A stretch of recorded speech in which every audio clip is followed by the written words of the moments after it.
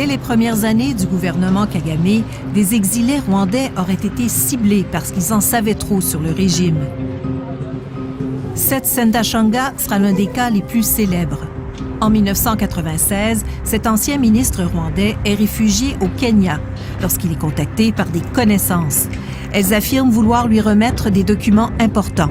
Donc quand il a eu cet appel, il est parti les voir et arrivé là sur place, il s'est rendu compte très vite qu'il est tombé dans un piège. Je suis rentré dans ma voiture, j'ai ouvert la fenêtre et je commençais à faire fonctionner le moteur que j'ai vu le jeune homme sortir un pistolet et me tirer à bout portant. Et la balle qui était destinée à ma tête n'a finalement touché que mon épaule ici. Un homme est arrêté dans la toilette d'une station-service, pistolet silencieux et 13 cartouches à la main. Un membre de l'ambassade rwandaise au Kenya. C'était vraiment une situation très très grave. Un diplomate qui est impliqué dans une tentative d'assassinat dans un pays étranger. Le diplomate ne fera jamais face à la justice puisque le Rwanda refuse de lever son immunité diplomatique. Seth Sendashonga, un défenseur des droits de la personne, un Hutu, s'était joint au groupe de rebelles de Paul Kagame dans les années 90. Plein d'espoir. Lorsque le parti de Kagame arrive au pouvoir après le génocide, Seth est nommé ministre de l'Intérieur. La photo là, ça c'était son portrait quand il était ministre. C'est sa photo officielle. La photo officielle. Sa femme, Siri, est une citoyenne canadienne qui a longtemps vécu à Montréal. Siri raconte qu'à l'époque, son mari déchante rapidement. Il reçoit un nombre croissant de rapports sur des crimes commis dans les mois qui ont suivi le génocide par l'armée de son gouvernement. C'est là on sent qu'ils obéissent à des ordres bien clairs et bien ciblés d'éliminer la population. C'était vraiment une politique délibérée d'assassiner la population, surtout la population Hutu. Il accumule les preuves contre le régime. Il devient de plus en plus dérangeant. Parce que les gens qui savent que je sais ce que je sais continueront à avoir peur de moi. Je suis prêt à ce que tous les sacrifices soient consentis pour cette noble cause. Cette dernière phrase va se révéler prémonitoire. Le 16 mai 1998, Seth Sendashonga sera l'objet d'une deuxième attaque et cette fois, il n'y survivra pas. On vivait avec cette possibilité, mais en se disant toujours, on espère que ça ne va pas se passer. Mais l'idée qu'il allait être comme ça, assassiné en plein jour, en pleine rue, c'était impensable. Après une enquête bâclée au Kenya, 3 hommes sont accusés, puis acquittés. Donc je pense que son assassinat a été vraiment une onde de choc.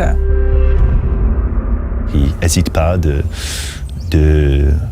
tuer leurs opposants dehors du pays. C'est quelque chose qu'on a documenté depuis les années 90 et ça continue jusque maintenant. Louis Smudge et son organisation ont dû quitter le Rwanda en raison de leur critique du gouvernement rwandais. Human Rights Watch a enquêté sur de nombreux cas de menaces, de torture, de disparition ou d'assassinat au Rwanda, mais aussi à l'étranger. Au Kenya, en Ouganda, en Afrique du Sud et même en Grande-Bretagne. Et malheureusement, il y a d'autres cas où on soupçonne, on a vraiment les indices disant que l'État rwandais est lié, mais on n'a pas de preuves et on ne peut pas prendre position. En 2014, les journalistes canadiens Judy River et Jeffrey York ont obtenu ce qui s'approche le plus d'une preuve de l'implication de l'État rwandais dans des complots d'assassinat d'opposants à l'étranger.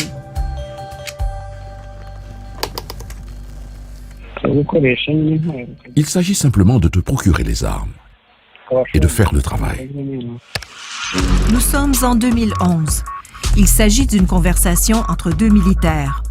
Le directeur du renseignement de l'époque tente de convaincre un ancien officier d'éliminer 2 opposants réfugiés en Afrique du Sud. L'officier fait semblant de collaborer et enregistre en secret les conversations. La méthode n'a pas vraiment d'importance. Ce qui importe, c'est de compléter le travail. Ils sont clairement des terroristes. Le Rwanda était prêt à payer $1 million pour tuer les cibles. Ils discutent comment approcher, comment embaucher les gardes-corps de ces messieurs, infiltrer le milieu, et comment trouver des armes et les munitions. Mais ce que je te dis, ceux qui ont fait ça ont été bien traités financièrement. 2 ans plus tard, l'une des 2 cibles est retrouvée étranglée dans sa chambre d'hôtel de Johannesburg. L'ancien officier donne les enregistrements aux journalistes.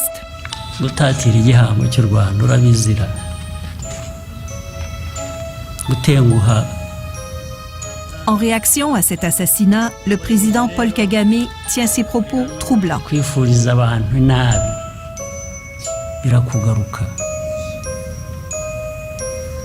Ibisigaye is how.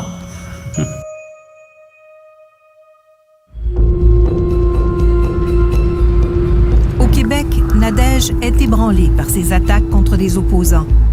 Elle est maintenant convaincue, dit-elle, qu'elle ne doit pas compléter sa mission.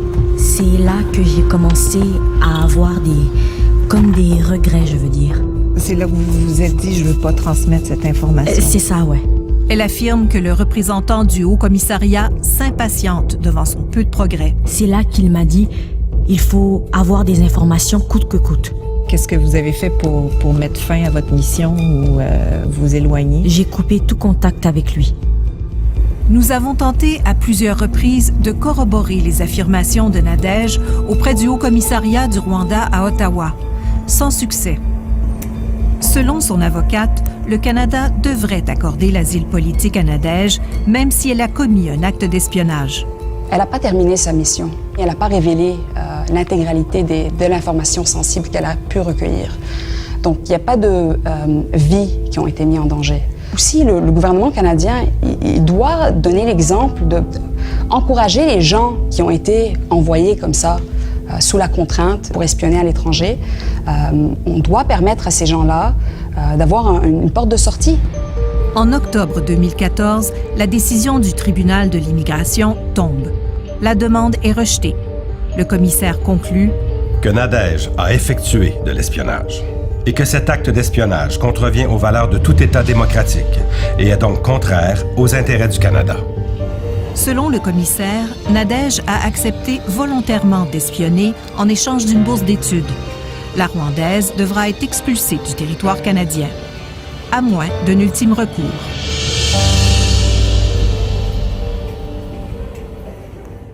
Le pire dans tout ça, c'est que le Canada le sait. Mais qu'est-ce qu'on fait exactement?